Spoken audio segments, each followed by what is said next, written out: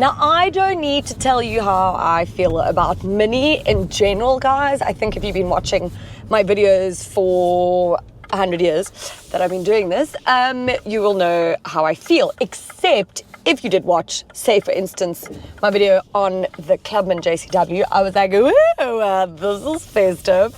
But obviously, it's a JCW. And then I had the Clubman recent one, the newest one, which I loved. But to be fair, isn't a Mini, like at all. It's like an SUV.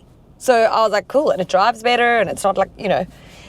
But now I'm in the new generation Cooper, Mini Cooper, and I'm in the C model, like the Mini Cooper C. It's with the engine that's not as quick and all of that jazz, whatever. So I'm probably in like, I want to say like Mini's simplest form, which I do appreciate, right? However, I still have my reservations. But I am in the 5-door version, which is obviously a little bit more practical. Now, speaking of practical, people who are smart and practical, well, they get their insurance quotes on Hippo, okay? Which, of course, I'm a practical and smart person, so I put my details and the Mini's details into Hippo.co.za, and the cheapest insurance came out, and it's like just over 1,400 Rand a month with an excess of like 12,450 Rand. And what this got me thinking was about when you're buying a car, people don't consider insurance. If you buy an expensive car, your insurance is expensive, like just no matter how you want to look at it. And so if you're buying a car, here's an idea. Put the details of that car and your details into Hippo. There's like no obligation or anything. And see what comes up, because it will give you an idea of the ownership and what it's really going to cost you to have that car. It's one thing to be like, oh, I got financing for a car for 500,000 Rand, look at me, and then you can't afford the insurance on it. You don't want to be that guy.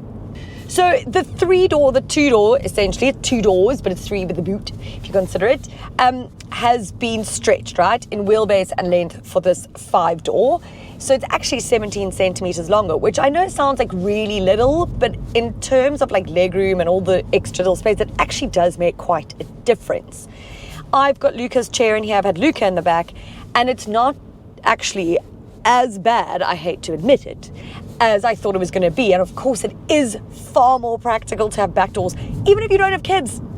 I am just always a person who wants a back door. I don't want to crawl in through a front door. I don't want to pull a seat forward. I hate a 2-door. I am not a big sports car fan. I don't care if you want to call me a non-petrol head. That is just who I am. So inside though, it's all like very much the 2-door vibes as well. Obviously, it's the same. So it's all like minimalist. There's a focus on the materials, and you've got this big circular infotainment screen and system, which has Mini's operating system 9 in it. And I have to say, like, it's probably one of the best that I've come across. It is super easy to use, like user-friendly. I've also found it's almost like a smartphone. Obviously a Samsung, because that's my vibe. I find iPhone very difficult. But I know now I'm going to get a whole whatever about iPhoners, but okay. I have a Mac. I just like a Samsung phone. Anyways, this is really like simple. The graphics are beautiful. It's super comprehensive in here. I mean, there's all sorts of things you can do. It's also got like those mini experiences, which are a little bit silly, but like whatever. Like that's the thing about Mini, right? It's still quirky and funky, and it gives you these fun little customizational options that just make it all uniquely Mini. The only thing I find, it's so weird, I read up on this, like, so Android Auto, when you connect to it, it gives a square screen on the round system, and a few people have said they think it should be round. I mean, I don't think I would have really noticed that or been that bummed about it. I mean, I feel like that's nitpicking, which I'm very good at doing, mind you. I mentioned the spaciousness just now, like, it really isn't too bad. At the back, the boot's fine, but I want to say it's more practical than a 2-door, but it's not like really a very practical car, obviously. I mean, if people think it is, then, well, I think you may be being a little bit silly. Also, it depends on your lifestyle, right? Like, what's practical for you is not practical for somebody else. Like, for me, it's not practical, but for someone else, maybe who has 2 kids and they're, you know, more minimalist than me, then sure. probably practical. I got a friend of mine who's got 2 children. She's got a Mini and she loves it. She doesn't have a Mini Cooper though, I don't think. That's a difference.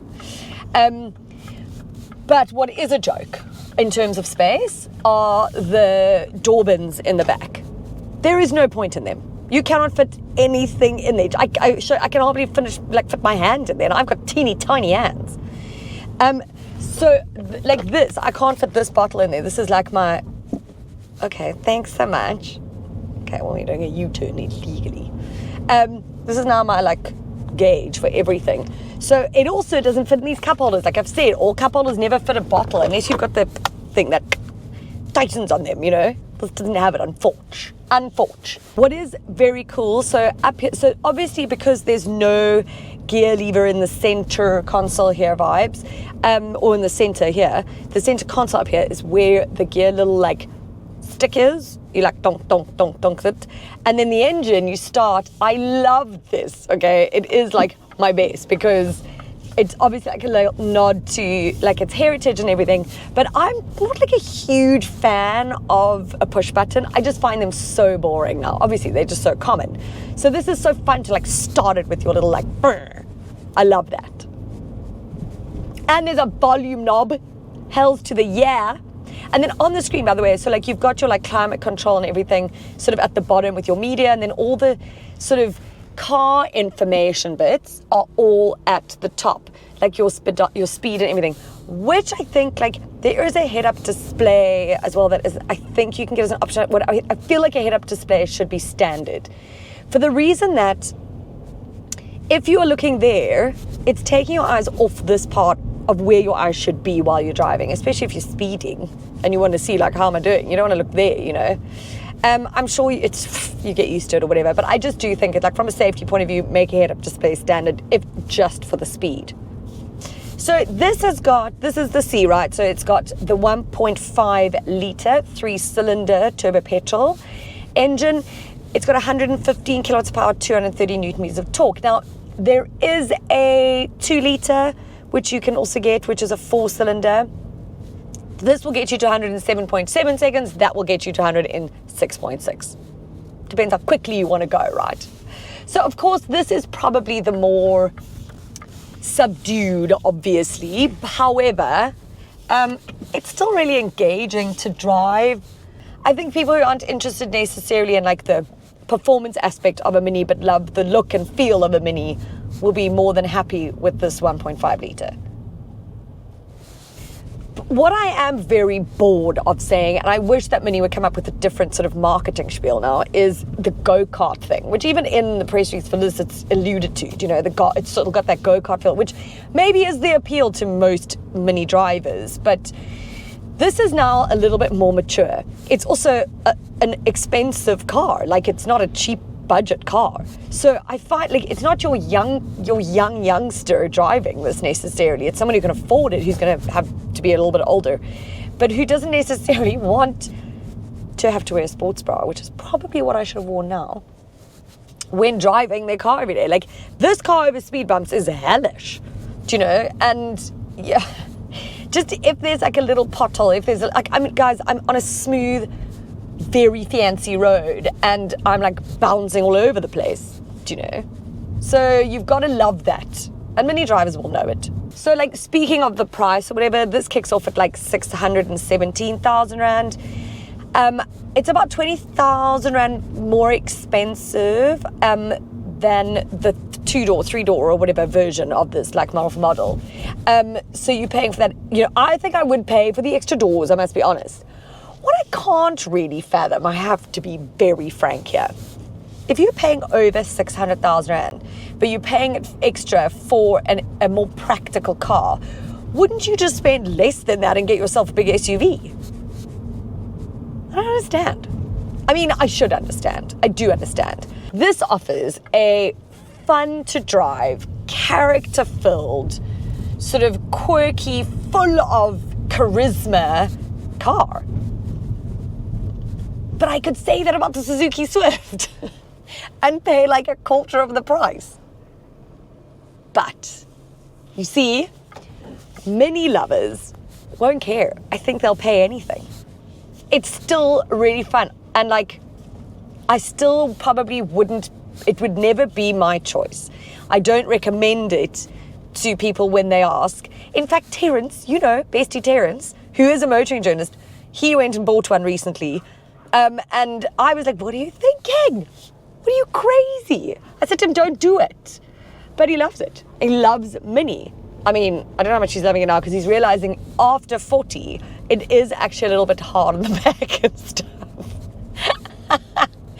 Yeah, age sucks.